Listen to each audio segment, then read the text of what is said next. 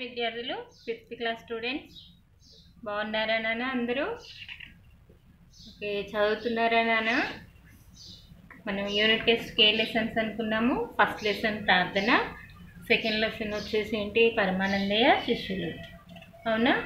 ఇవి బాగా ప్రిపేర్ అవ్వండి, ఫుల్ లెసన్స్. ఓకే, పాఠం మధ్యలో నుంచి కూడా అడగడం జరుగుతుంది. ఓకేనా నాన్న? ఎలా? లోకములకు ఆధారం ఎవరు? మీరా నేనా? ఎవరు? లోకములకు ఆధారము దైవము. అవునా? శోకార్తుడా? శోకార్తుడు అంటే ఎవరు? బాధలను తీర్చువాడు. అవునా? ఓకేనా? అలాగే రాకేందు యశో విశాల. యశో విశాల అంటే ఎవరు? యశోద తనయ అని అర్థం. మురారి అతను ఎవరు? శ్రీకృష్ణుడు. ఇంకా దాసుడవో రఘురామ. రఘురామ అంటే ఎవరు? రాముడు అని. రఘువంశమునకు చెందినవాడా ఓ రామ అని అర్థం. అవునా?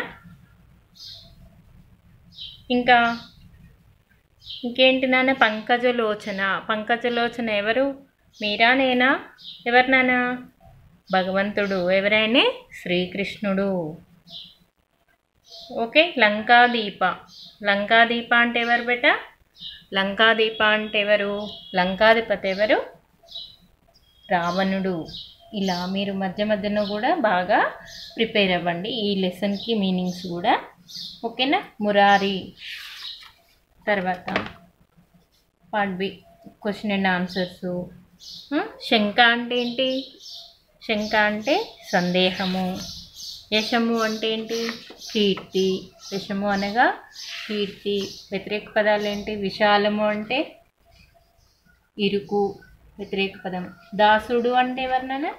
దాసుడు అంటే సేవకుడు అని ఉంటుంది కదా, దానికి వ్యతిరేక పదం ఏంటి? స్వామి అంటే భగవంతుడు. ఇలా ఇవన్నీ చదవండి. ఈ మధ్యలో పారాగ్రాఫ్ నుంచి కూడా ఈ లెసన్లో నుంచి మొత్తం ప్రిపేర్ అవ్వండి. అవగాహన, ప్రతిస్పందన ఇవి చదవండి. నెక్స్ట్ పరమానందయ్య శిష్యులు.